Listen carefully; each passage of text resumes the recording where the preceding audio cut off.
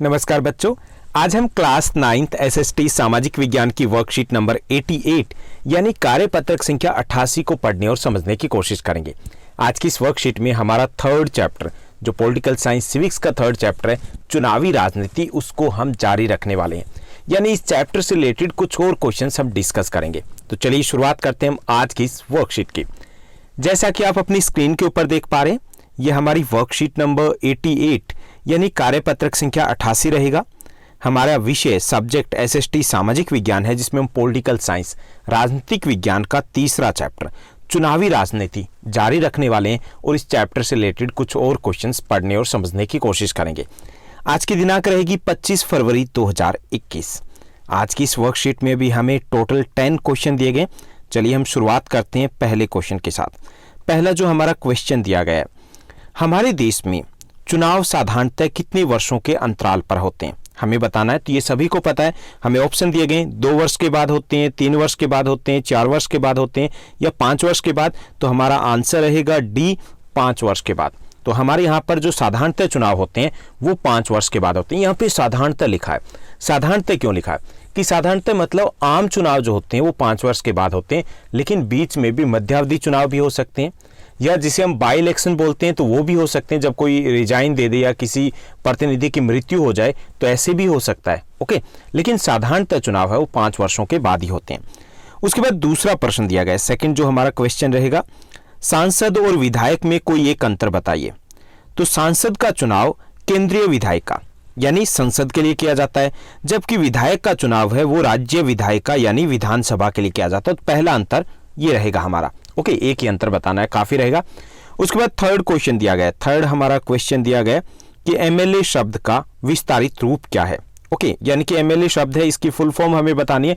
तो एमएलए शब्द का जो फुल फॉर्म होती है शब्द की, वो होती है member of legislative assembly. B हमारा आंसर रहेगा, मेंबर ऑफ लेजिस्लेटिव असेंबली। जो एमपी होता है उसकी फुल फॉर्म क्या होती है, कमेंट करके मुझे जरूर बताइएगा। उसके बाद फोर्थ हमारा क्वेश्चन दिया गया। फोर्थ क्वेश्चन है, लोकतंत्र में चुनावों की जरूरत क्यों होती है। लोकतंत्र में चुनावों की जरूरत क्यों होती है, हमें बताना है। तो एक लोकतांत्रिक देश में कोई भी निर्णय लेने में सभी नागरिक प्रत्यक्ष रूप से भाग नहीं ले सकते। जैसे ऐसा तो नहीं हो सकता कि कोई भी डिसीजन लेना और सबसे पूछेंगे, घर घर आकर के पूछेंगे कि भाई ये बताओ आपको ये डिसीजन ले लें। ऐसा नहीं हो सकता ना, संभव नहीं है। तो इसलिए लोग अपने प्रतिनिधियों को चुनते हैं, हम अपने प्रतिनिधियों को चुनते हैं। अब प्रतिनिधियों को चुनने के लिए क्या चाहिए, हमें चुनाव की जरूरत पड़ेगी। ओके, तो लोकतांत्रिक देश में कोई भी निर्णय लेने के लिए सभी नागरिक प्रत्यक्ष रूप से भाग नहीं लेते हैं, ले भी नहीं सकते प्रैक्टिकली। ओके, इसलिए हम अपने प्रतिनिधि को चुनते हैं, एमपी को चुनते हैं, एमएलए को चुनते हैं और उनके चुनाव के लिए हमें चुनाव की आवश्यकता होगी। उसके बाद फिफ्थ क्वेश्चन दिया गया। फिफ्थ हमारा क्वेश्चन रहेगा, हरियाणा, भारत के हरियाणा राज्य में न्याय युद्ध नामक आंदोलन का नेतृत्व किसने किया था। हमारी बुक में जब एनसीईआरटी बुक को पढ़ते हैं तो शुरुआत में ही दिया गया न्याय युद्ध है, स्ट्रगल फॉर जस्टिस है, उसका एग्जाम्पल दिया गया। तो न्याय युद्ध का नेतृत्व चौधरी देवीलाल ने किया था, जो भारत के उप प्रधानमंत्री भी बने थे। उससे पहले वो हरियाणा के मुख्यमंत्री भी रहे थे। उसके बाद हमारा छठा प्रश्न दिया गया, 6 जो हमारा क्वेश्चन रहेगा। 6th क्वेश्चन है हमारा स्रोत आधारित प्रश्न है। स्रोत जो दिया गया, हमें अनुच्छेद जो दिया गया वो आपको पढ़ना है। इसका पहला प्रश्न दिया गया, नियमित चुनावी मुकाबले का लाभ क्या है। हमें बताना है कि जो नियमित चुनावी मुकाबले होते हैं, लगातार एक नियमित अंतराल पर चुनाव होते हैं ना हमारे देश में, जैसे 5 वर्ष के बाद चुनाव होते हैं, कुछ देशों में 6 वर्ष के बाद होते हैं, कुछ देशों में 4 वर्ष के बाद होते हैं। तो ये नियमित अंतराल पर होते हैं। अब नियमित अंतराल पर चुनाव क्यों होते हैं, क्योंकि लोकतंत्र के लिए जरूरी है। अगर चुनाव ही नहीं होंगे या एक बार हो गए फिर जब मर्जी हुए तो उसके बाद तो सरकार अपनी मर्जी से चलेगी, वहां जनता का शासन थोड़ी होगा। तो ये जो नियमित चुनाव मुकाबले होते हैं, इसके लाभ क्या है हमें बताना है। यानी हमें ये किस पर, अनुच्छेद पर आधारित प्रश्न है, तो हमें बहुत गहराई में डुबकी नहीं लगानी है, थोड़ा सा बता देना है। नियमित चुनावी मुकाबले के कारण नेता और दल जनता के हित में कार्य करने का प्रयास करते हैं, अन्यथा उन्हें जनता द्वारा बदला जा सकता है। अब जो पार्टी है, राजनीतिक दल है, वो जनता के लिए कार्य करते हैं ना, कोशिश करते हैं। क्यों करते हैं, उन्हें पता है 5 वर्ष आए, चुनाव होंगे तो दोबारा से जनता के पास जाना है। अगर अच्छे कार्य किए तो दोबारा चुने जाएंगे, अगर अच्छे कार्य नहीं किए तो टाटा बाय बाय बोल दिए जाएंगे। ओके, तो इसलिए नियमित चुनाव होते हैं, उससे पॉलिटिकल पार्टी के ऊपर प्रेशर रहता है कि हमें वोट लेने हैं तो काम करने पड़ेंगे, ज्यादा ना करें कुछ तो करने पड़ेंगे। ओके, तो इससे जो नियमित चुनाव प्रणाली होते हैं इससे हमें लाभ प्राप्त होते हैं, क्योंकि राजनीतिक दल है, सरकार है, वो बेहतर कार्य करने का प्रयास करती है। उसके बाद 6th जो हमारा क्वेश्चन है उसका सेकंड पार्ट दिया गया। सेकंड पार्ट है, यदि जनता राजनीतिक दलों के काम से संतुष्ट नहीं होती, मान लीजिए कि जनता है वो राजनीतिक दलों के काम से संतुष्ट नहीं होती, तो इसका चुनाव परिणाम पर क्या प्रभाव पड़ सकता है। ओके, जैसे मान लीजिए हम एग्जाम्पल लेते हैं, कहीं का भी एग्जाम्पल ले लीजिए। दिल्ली में राजनीतिक दल हैं और उनके काम से आप संतुष्ट नहीं होते, पिछले चुनाव की बात करें तो क्या हो सकता था। अगर जनता संतुष्ट नहीं होती तो अगले चुनाव में राजनीतिक दल के जीतने की संभावना कम हो जाती है, यानी कि उस राजनीतिक दल के जीतने की संभावना कम हो जाती है जिसकी सरकार होती है। ओके, तो अगर जनता संतुष्ट नहीं होती तो अगले जो चुनाव होते हैं उसमें उन राजनीतिक दलों को, उस सरकार को आईना दिखा देती है। उसके बाद हमारा 7th क्वेश्चन दिया गया। 7th क्वेश्चन दिया गया कि चुनाव में मतदाता कई तरीकों से चुनाव करते हैं, कथन के समर्थन में कोई 3 उदाहरण दीजिए। तो यहाँ पर क्वेश्चन को समझिए, यहाँ पर कई तरीकों का मतलब ये नहीं कि हम बटन को दबाते हैं या कई अलग तरीके से चुनाव करते हैं, उसका मतलब नहीं है कि हम जो चुनाव करते हैं वो किस आधार पे करते हैं। ये जो क्वेश्चन है ये क्लियर होता है इंग्लिश मीडियम की आपकी वर्कशीट से, क्योंकि यहाँ पर थोड़ी सी भाषा है वो ऊपर नीचे हो गई, इसलिए कंसेप्ट क्लियर नहीं हो पाता कि ये पूछना क्या चाहते हैं।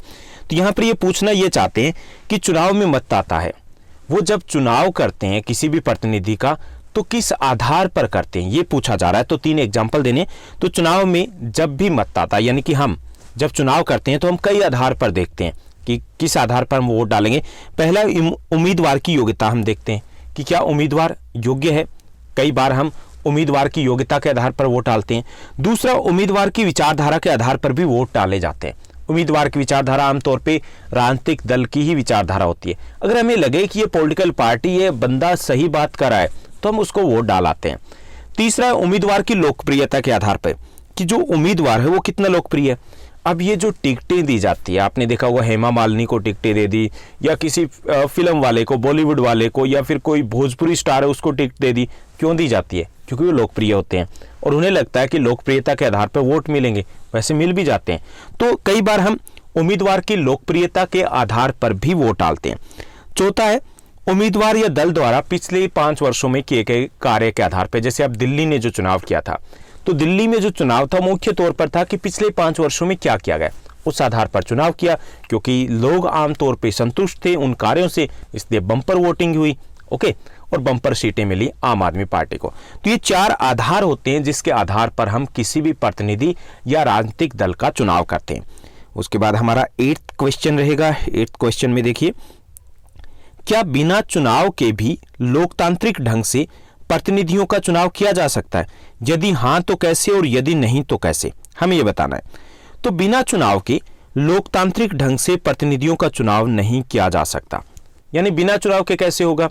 बिना चुनाव के, अगर हम बिना चुनाव करवाएं, मॉनिटर चुनने की बात करें क्लास में, तो भी हल्ला हो जाता है ना, कि नहीं इसको कैसे बना दिया, ये तो टीचर का फेवरेट है। मैं ये तो नहीं कह सकता कि टीचर का चमचा बोलेंगे, है ना, अच्छा नहीं लगता इसलिए मैंने बोला नहीं है। तो ये तो नहीं कह सकते कि टीचर का फेवरेट है इसलिए बना दिया, हल्ला हो जाता है बिना चुनाव के। अब पूरे देश में अगर सरकार को चुनना हो और उसमें बिना चुनाव के क्या हो सकता है कोई भी तरीका, तो हमारा आंसर रहेगा कि बिना चुनाव के लोकतांत्रिक तरीके से प्रतिनिधियों का चुनाव नहीं किया जा सकता। क्यों नहीं किया जा सकता, हमें यह भी बताना पड़ेगा। ओके, यदि नहीं तो क्यों?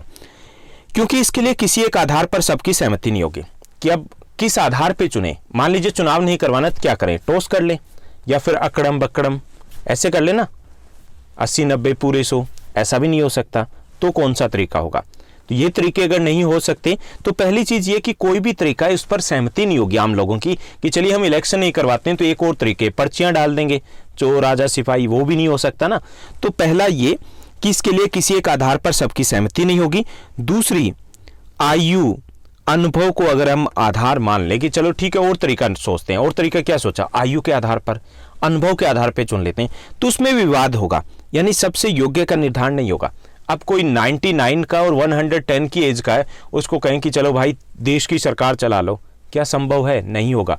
ऐसी अनुभव पे आ जाएं तो अनुभव पे सहमति नहीं होगी। सब कहेंगे कि मुझे सब पता है, सब आता है, एक्सपीरियंस टू मैं, मुझे बहुत पता है, तो उस पर भी सहमति नहीं होगी, क्योंकि ऑब्जेक्शन रहेंगे, क्योंकि अनुभव को प्रूव नहीं किया जा सकता। इसलिए तीसरा जो तरीका रहता है कि आम सहमति, सभी कह दें कि ये बंदा ठीक है, तो आम सहमति बनना भी संभव नहीं होता। आप घर में 5 सदस्य होते हैं और कभी कभी डिसाइड करना होता है किसी एक चीज के लिए, तो सहमति नहीं बन पाती, 5 एक साइड में नहीं आ पाते, पूरे देश के लिए तो आना इम्पॉसिबल है। तो इसलिए हम कह सकते हैं कि चुनाव के बिना लोकतांत्रिक ढंग से प्रतिनिधियों का चयन नहीं किया जा सकता। उसके बाद हमारा 9th क्वेश्चन रहेगा। 9th क्वेश्चन देखिए, चुनाव को जो लोकतांत्रिक बनाने वाले आधार कौन कौन से, ये आपका इस वर्कशीट का और इस चैप्टर के मोस्ट इंपॉर्टेंट क्वेश्चन में से एक रहने वाला है, जिसके आपके एग्जाम में आने की संभावना काफी ज्यादा रहेगी। चुनाव को लोकतांत्रिक बनाने वाले आधार कौन कौन से, ये हमें बताना है। ओके, तो पहला जो आधार है कि चुनाव स्वतंत्र और निष्पक्ष होने चाहिए। स्वतंत्र का अर्थ है बिना किसी दबाव के, कोई आपको डराए ना, कोई आपको धमकाए ना, आप अपनी मर्जी से वोट डालते हो। ओके, दूसरे ये कि निष्पक्ष भी होने चाहिए। निष्पक्ष ये कि किसी प्रकार का भेदभाव ना हो, लोगों को पैसा ना दिया जाए, लोगों को कंबल ना बांटे जाए, उनको लालच ना दिया जाए, निष्पक्ष तरीके से होना चाहिए। जो जिसको चुनना चाहते हैं वो उसको वोट डाले। अगर ऐसा है, चुनाव स्वतंत्र और निष्पक्ष है, तो हम उसे लोकतांत्रिक चुनाव कह सकते हैं। अगर स्वतंत्र और निष्पक्ष नहीं है तो हम उसे लोकतांत्रिक चुनाव कहेंगे नहीं, क्योंकि ये तो फायदा ही नहीं हुआ ना, वो तो सब कुछ गड़बड़ हो गया, तो वोट डालने का क्या फायदा हुआ। दूसरी जो कंडीशन होती है कि लोकतांत्रिक चुनाव कब होंगे, कि चुनाव नियमित अंतराल पर होने चाहिए। नियमित अंतराल, चाहे वो 4 वर्ष का हो, 5 का हो, 6 वर्ष का हो, जो भी हो, हर देश का अपना एक सिस्टम होता है, वो नियमित अंतराल होना चाहिए। मान लीजिए एक बार हमने शासकों को चुन लिया, उसके बाद 20 वर्षों तक चुनाव ही ना हो, तो क्या उसे लोकतंत्र कहेंगे, लोकतांत्रिक चुनाव कहेंगे? बिल्कुल नहीं कहेंगे, क्योंकि उसके बाद तो सरकार अपनी मनमर्जी करेगी ना, उसे पता है हम चुनेंगे, बस हमें क्या करना। 20 वर्ष बहुत होते हैं, 20 ईयर्स का एक बड़ा पीरियड उनको मिल गया। तो चुनाव की दूसरी जो कंडीशन होती है लोकतांत्रिक चुनाव की, कि चुनाव नियमित अंतराल पर होने आवश्यक है। तीसरी कंडीशन होती है सबको एक समान वोट डालने का अधिकार होना चाहिए, सबको बिना किसी भेदभाव के। जैसे हमारे देश की बात करें तो हमारे देश में हर वह नागरिक वोट डाल सकता है जिसकी आयु 18 वर्ष या 18 वर्ष से अधिक है, जो भारत का नागरिक है, जो पागल या दिवालिया नहीं है। सभी को किसी भी आधार पे, चाहे लिंग हो, जाति हो, धर्म हो, भाषा हो, क्षेत्र हो, संस्कृति हो, रंग हो, रूप हो, कुछ भी हो, छोटा हो बड़ा हो, किसी भी आधार पर भेदभाव नहीं है। ये 3 कंडीशन अगर पूरी करता है तो ये अगर होता है तो वहां पर चुनाव को हम लोकतांत्रिक कह सकते हैं। हमारे देश में भी ऐसा ही है, पीएम का वोट और पीएन का वोट एक ही गिना जाता है। ऐसा नहीं है कि पीएम है तो उनके 10,000 वोट काउंट होंगे, उन्होंने अगर बटन को दबाया और हम दबाएंगे तो हम तो जी गरीब आदमी है, सीधे साधे आदमी है, तो हमारा एक ही माना जाएगा, ऐसा नहीं होता। ओके, तो ये भी एक आधार होता है। चौथा जो आधार होता है चुनाव को लोकतांत्रिक बनाने का, वो ये होता है कि जनता के सामने चुनने के लिए विकल्प होने चाहिए। विकल्प, अगर विकल्प नहीं है, मान लीजिए कि हमें कहें कि जी चुनाव करो, जैसे हम क्लास मॉनिटर का ही ले लीजिए, चुनाव करो, अब उसमें आपको अधिकार है, आपका एक वोट काउंट होगा, दे दिया गया। स्वतंत्र चुनाव होगा, आप अपनी मर्जी से वोट डालते हो गया जी। साथ ही साथ आपको निष्पक्ष चुनाव होगा, जो जैसे डालेंगे वो भी माना जाएगा, ये भी हो गया। ओके, और चुनाव आपका हर वर्ष हो रहा है या हर महीने हो रहा है, ये भी हो गया। तीनों कंडीशन पूरी हो गई, लेकिन आपके पास विकल्प नहीं है। टीचर ने कह दिया कि यहाँ पर ये जो है मोंटो है या अर्शी है या फिर विक्रांत है या कोई भी है, उसको एक को खड़ा कर दिया। ओके, उसको खड़ा कर दिया और उसको बोल दिया गया कि आपको वोट डालना है और इसी को वोट डालना है। आपके पास विकल्प है? नहीं है, आपको वोट एक को ही डालना है, तो उसे भी हम लोकतांत्रिक चुनाव नहीं कह सकते अगर हमारे पास चुनाव में विकल्प उपलब्ध नहीं है। विकल्प है तभी वो चुनाव क्या होगा, लोकतांत्रिक होगा, यानी चुनने के लिए कुछ तो होना चाहिए। ओके, तो ये हमारा इस चैप्टर के मोस्ट इंपॉर्टेंट क्वेश्चन में से एक रहेगा। उसके बाद हमारा 10th क्वेश्चन दिया गया। 10th क्वेश्चन को देखिए, आपके अनुसार राजनीतिक दलों के चुनाव लड़ने से समाज को क्या लाभ है? तो हमें बताना है कि राजनीतिक दल अगर चुनाव लड़ते हैं तो हमें क्या लाभ मिल सकते हैं, हम समाज में ही रहते हैं ना। पहला, राजनीतिक दल चुनाव जीतने के लिए जनता के हित में बेहतर कार्य करने का प्रयास करते हैं। अगर राजनीतिक दल चुनाव लड़ते हैं तो वो क्या करते हैं, रस्साकसी होती है उनमें, कंपटीशन होता है उनमें, और वो उन्हें पता है कि चुनाव जीतना है, तो उसके लिए वो बेहतर कार्य करने का प्रयास करते हैं। तो इससे किसको फायदा हो रहा है? हमें फायदा हो रहा है। दूसरा, जनता के सामने चुनाव में विकल्प उपलब्ध होते हैं। जब बहुत सारे राजनीतिक दल होते हैं तो विकल्प उपलब्ध होते हैं कि एक नहीं गया तो दूसरा आएगा। ओके, एक गया तो दूसरा आएगा, तीसरा भी उपलब्ध होता है। तो इसलिए हमारे पास जो विकल्प है वो उपलब्ध करवाते हैं ये राजनीतिक दल, तो इसका भी हमें फायदा है। तीसरा, चुनाव के द्वारा जनता जो अच्छे कार्य नहीं करते हैं उन दलों को बदल सकती है और दूसरे दल को मौका दे सकती है। अगर राजनीतिक दल नहीं होंगे तो क्या होगा, हम मौका किसको देंगे, हम बदलेंगे किसको। ओके, तो इस कार्य के लिए भी हमें राजनीतिक दलों की आवश्यकता होती है। तो ये थी हमारी आज की वर्कशीट जो काफ़ी आसान थी और काफ़ी सारे क्वेश्चंस जो दिए गए थे वो काफ़ी इंपॉर्टेंट भी थे। उम्मीद करता हूँ आपकी स्टडी बेहतर चल रही होगी। ऐसे ही हमारे साथ बने रहिए। आप मुझे इंस्टाग्राम पर फॉलो कर सकते हो जिसका लिंक यहाँ पर दिया गया है, डिस्क्रिप्शन में भी आपको मिल जाएगा। साथ ही साथ आप हमारा टेलीग्राम का चैनल भी ज्वाइन कर सकते हो ताकि हम एक दूसरे के साथ कम्युनिकेट कर पाएँ, आप अपने सुझाव है वो मेरे तक पहुँचा पाएँ। तो ऐसे ही साथ बने रहिए। अगर ये वीडियो अच्छी लगी तो इसको लाइक और शेयर करना मत भूलिएगा। Thank you, bye bye, have a nice day.